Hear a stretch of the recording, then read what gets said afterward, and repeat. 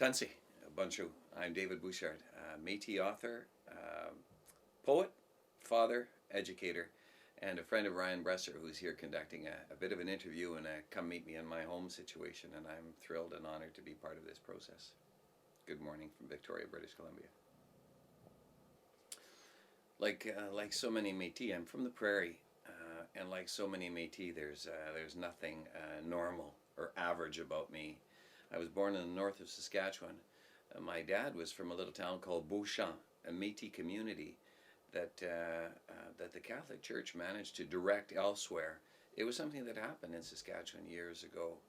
And frankly, I didn't know my dad was from Beauchamp until one day I said, "Dad, did you know there was a little Métis community near St. Front, our hometown?" And he said, "What's it called?" And I said, "It's called Beauchamp." And he smiled and winked and he said, "Son, I was born in Beauchamp. That was our home." And I said, "Why didn't you ever tell me that?" There's just so many things that I should have known that I just didn't know, like so many people. He thought I'd do better if I were white. And I deserve to know my ancestors and my ancestry. And I deserve to know that my grandpa was a jigger and could jig with a plate on his head and could fiddle. I deserve to know that they used to have Métis people come and réveillon with them. And I didn't know any of those things. I didn't know any of those things till I was in my mid-40s. And it's a real sad thing. So you say that you didn't really know much about your heritage until you were into your 40s. How did that understanding or reawakening come about? Oh, Ryan, 85% of the Métis people in Victoria are like me, people whose family didn't share, didn't want to know, didn't. And it was something that happened to us as a nation over a long period of time. We would do better if we were white. Subsequently, our Aboriginal roots were hid from us. We just didn't talk about Grandma and Grandpa. We didn't care to know. And even with a lot of the old folks in our community, they don't want to go there. I always say if you're one of those few Métis people who have been lucky enough to hear your grandparents speak Michif, or if you're one of them who's been lucky enough to know that your grandma's name was Marie Racette, and that she was Menominee, you're very, very lucky, because there are so many of us who start to scratch at a door and open it, and it's for different reasons. Sometimes it comes from a rumor, sometimes it comes from within, but usually I believe it comes from one of our ancestors that pushes us, forces us to go look. And in my case, I find it absolutely astonishing that not more of our family, that no one within our family has taken or made the time to go and find out the source of who we are. How has this discovery of your Aboriginal heritage contributed to your life? Has it shifted your worldview? Oh, Ryan, it's just knocked me on my butt. It's just an amazing thing that what has happened to me. I'm a writer. I'm billed in British Columbia as the best-selling children's writer in the history of this province, and I kind of chuckle because I'm not a British Columbia writer. I'm from Saskatchewan. I'm a prairie writer. I started writing about 20 years ago. My best-selling book is called If You're Not From the Prairie. If you're not from the prairie, you don't know the cold. Don't lie to me. How can you know cold? Do you know what to do to relieve that pain, that burning from deep down that drives us insane? Our ears through our fingers right into our toes, because a kid who's been cold on my prairie would know. And it's my best-selling book. I wrote it about 20 years ago. And then I started to write books about things that I shouldn't know. I started to write books about life on the reserve. And I started to write books about Aboriginal customs and values and priorities. And an elder came to me one day and said, "David, that book that you wrote about life on the White Bear Reserve, who told you those things?" And I said to the woman, nobody really told me. I write from my imagination, my heart. And she said, "Do you really not understand?" And I said, what? And she said, "When a cat goes to the bathroom, it buries its droppings. Dogs don't. How does a cat know to do that?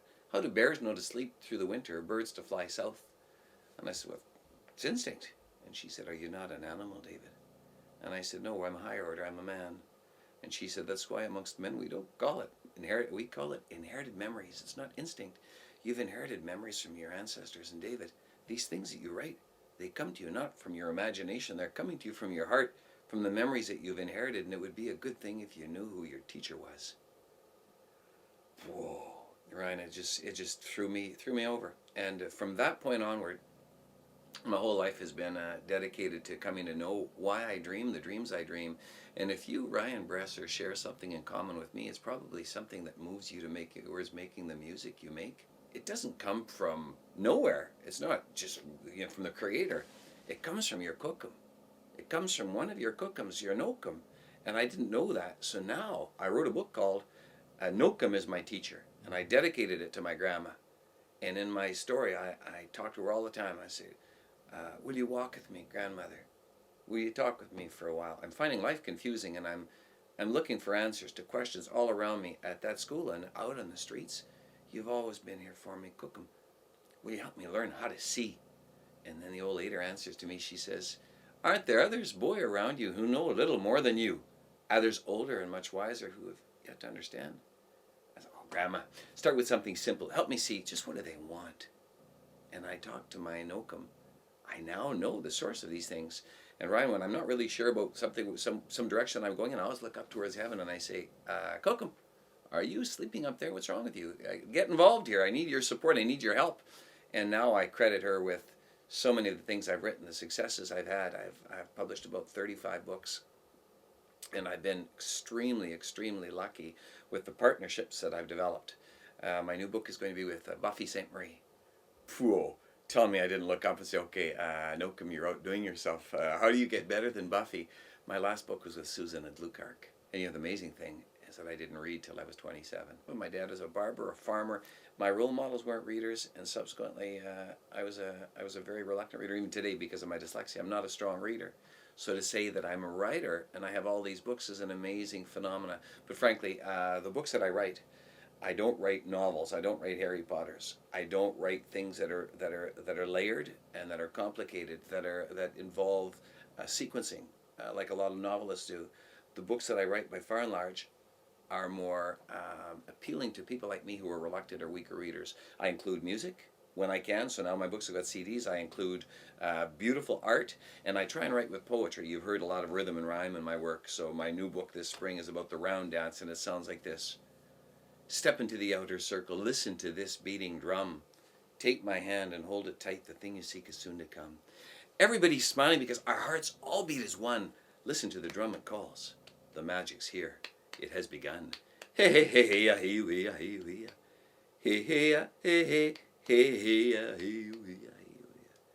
Have you danced the round dance yet? It's always been my favorite one. My Cookum and my Musum let me dance it to the rising sun.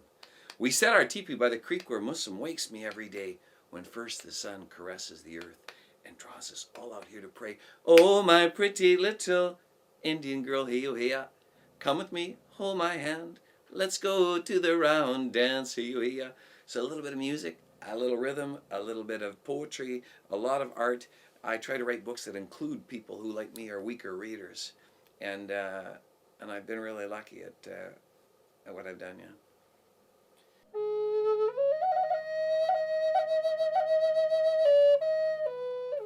I say to Metis people, don't slow down. We're on a roll. Let's not slow down. Let's encourage our young artists. Let's encourage our young writers. Let's encourage our young musicians. Let's encourage those who might be one of us to find those dreams and those bloodlines. Let's keep going. We're on a roll. We're doing real well.